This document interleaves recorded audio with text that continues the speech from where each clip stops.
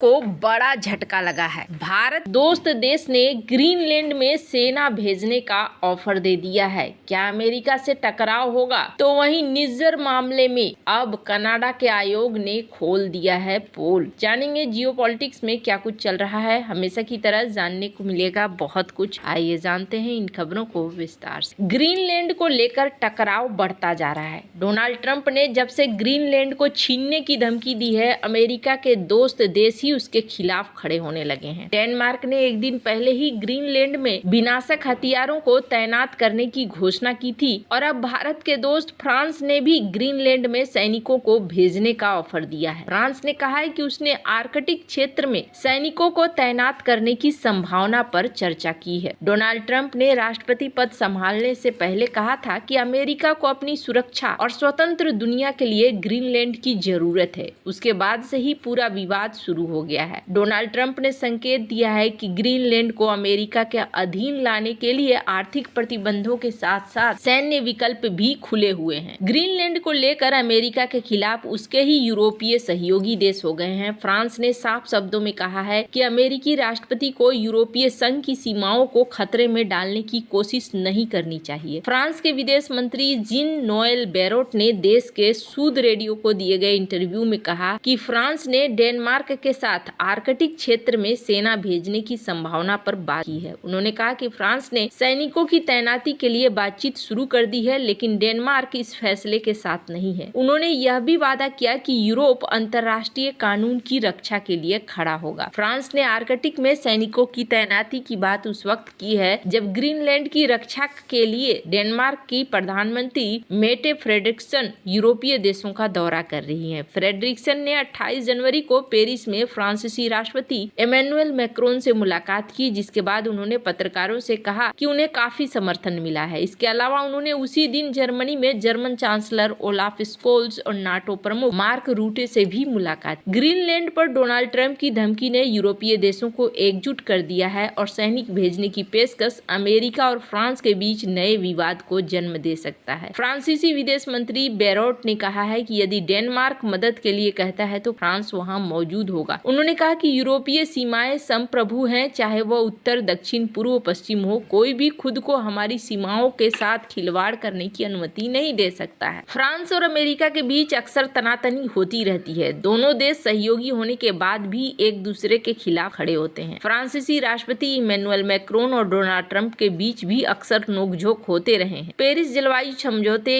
Iran परमाणु समझौते, व्यापार शुल्क जैसे मुद्दों पर दोनों एक दूसरे के खिलाफ खड़े रहे हैं। हाल ही में मैक्रोन ने गाजा के लोगों को मिस्र और जॉर्डन में जबरन विस्थापित करने के डोनाल्ड ट्रंप के फैसले की आलोचना की। ग्रीनलैंड को लेकर अमेरिका और यूरोप के बीच का विवाद काफी ज्यादा बढ़ सकता है। डोनाल्ड ट्रंप ने साल 2019 में ग्रीनलैंड को खरीदने का प्रस्ताव दिया था, जिसकी डेनमार्क की प्रधानमंत्री ने कड़ी आलोचना की थी और कहा था कि ग्रीनलैंड बिकाऊ नहीं है। लेकिन इस बार डोनाल्ड ट्रंप काफी आक्रामक हैं और ऐसा लग रहा है कि उन्होंने ग्रीनलैंड को अमेरिका का 51वां राज्य बनाने की ठान ली है। ट्रंप ने ग्रीनलैंड को लेकर कहा है कि मुझे लगता है कि हम इसे लेकर रहेंगे। उन्होंने कहा कि मुझे नहीं पता कि डेनमार्क किस बात को लेकर दावा कर रहा है, लेकिन अगर वो स्वतंत्र दुनिया की रक्षा के लिए ऐसा नहीं देते हैं तो ये काफी गैर दोस्ताना रवैया होगा। आपको बता दें, ग्रीनलैंड दुनिया का सबसे बड़ा आइलैंड है और ये नॉर्थ अमेरिका और आर्कटिक सागर के बीच स्थित है। और हैरान करने वाली बात ये भी है कि ग्रीनलैंड की राजधानी नुक डेनमार्क की राजधानी कोपेनहेगन के मुकाबले न्यूयॉर्क के ज्यादा करीब है। लेकिन इसके बाद भी ग्रीनलैंड डेनमार्क का हिस्सा रहा। साल 2021 में अमेरिका ने ग्रीनलैंड पर डेनमार्क के अधिकार को मान लिया था, जिसके बदले में डेनमार्क ने कैरेबियन सागर में स्थित वर्जिन आइलैंड को अमेरिका के हवाले कर दिया था। वहीं साल 1979 में ग्रीनलैंड एक स्वशासित राज्य बन गया, जिसे 1979 में स्वायत्तता दे दी गई थी। और अब एक बार फिर से ग्रीनलैंड को लेकर बवाल पैदा हो रहा है। जहां एक तरफ ये सब कुछ चल रहा है, वहीं दूसरी तरफ भारत को बदनाम करने के कनाडा के प्रधानमंत्री जस्टिन ट्रूडो की चाल बेनकाब हो गई है। ट्रूडो ने खालिस्तानी आतंकवादी हरदीप सिंह निज्जर की हत्या में भारत के शामिल होने का आरोप लगाया था, लेकिन अब कनाडाई आयोग की रिपोर्ट ने इसकी हवा निकाल दी। कनाडा के सार्वजनिक जांच आयोग की रिपोर्ट में कहा गया कि खालिस्तानी आतंकवादी निज्जर की हत्या में किसी विदेशी राज्य का कोई निश्चित संबंध नहीं। सितंबर 2023 में ट्रूडो ने दावा किया था कि कनाडा कनाडा के पास इस बात के विश्वसनीय सबूत हैं कि ब्रिटिश कोलंबिया के सरे में हुए निज्जर की हत्या में भारतीय एजेंट शामिल थे। कनाडा के संघीय चुनाव और लोकतांत्रिक संस्थानों में विदेशी हस्तक्षेप की जांच कर रहे सार्वजनिक जांच आयोग ने सुझाव दिया है कि ट्रूडो के दावों के बाद भारत ने भले ही गलत सूचना फैलाई हो, लेकिन हत्या से कोई निर्णायक विदेशी संबंध स्थापित नहीं हुआ है। ANI की रिपोर्ट के अनुसार जांच आयुक्त मैरी जोशी हॉग ने कहा कि ये हरदीप सिंह निज्जर की हत्या में संदिग्ध भारतीय संलिप्तता के बारे में प्रधानमंत्री ट्रूडो की घोषणा के बाद चलाए गए गलत सूचना अभियान के साथ मामला हो सकता है, लेकिन यहाँ पर कोई विदेशी हाथ नहीं है। 123 पन्नों की रिपोर्ट में अक्टूबर 2024 में 6 भारतीय राजनयिकों के कनाडा से निष्कासन का भी जिक्र किया गया। भारत ने इसके जवाब में 6 कनाडाई राजनयिकों को निष्कासित कर दिया था और अपने उच्चायुक्त को वापस बुला लिया था। निज्जर की हत्या को लेकर ट्रूडो के आरोप के बाद भारत और कनाडा के बीच संबंध निचले स्तर पर पहुंच गए हैं। नई दिल्ली ने